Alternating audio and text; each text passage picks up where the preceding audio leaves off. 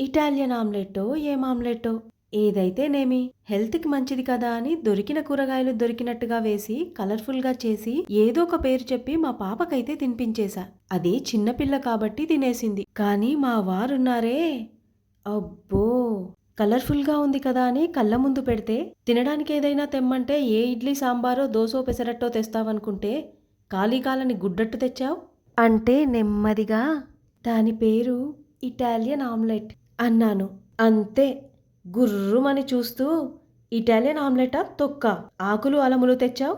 ఇంత పచ్చగడ్డుంటే తెచ్చి నా మొహాన పాడేయరాదా? అది తిని గ్లాస్ మంచినీళ్ళు తాగిపోయేవాణ్ణి అంటూ కస్సుమంటే చేసేదేం లేక పక్కింటి పిన్నిగారిని అడిగితే పొద్దున్నే తయారవుతారు దిక్కుమాలిన సంతా అన్నట్టు మొహం పెట్టి లోనికి వెళ్ళి గిద్దెడు దోసల పిండి తెచ్చి నా చేతిలో పెట్టి ఇదిగో పిల్ల మళ్ళీ తిరిగి ఇచ్చేయాలి గిద్దే పిండి అంది.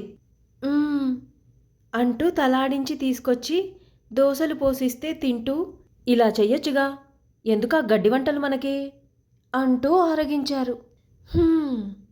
ఏం చేస్తాం ఏదో కొత్తగా ట్రై చేసి రుచి చూపిద్దాం అనుకుంటే చూడరు. ఎప్పుడూ పాత చింతకాయ తొక్కులాగా ఈ మొగుళ్ళంతా ఇంతే.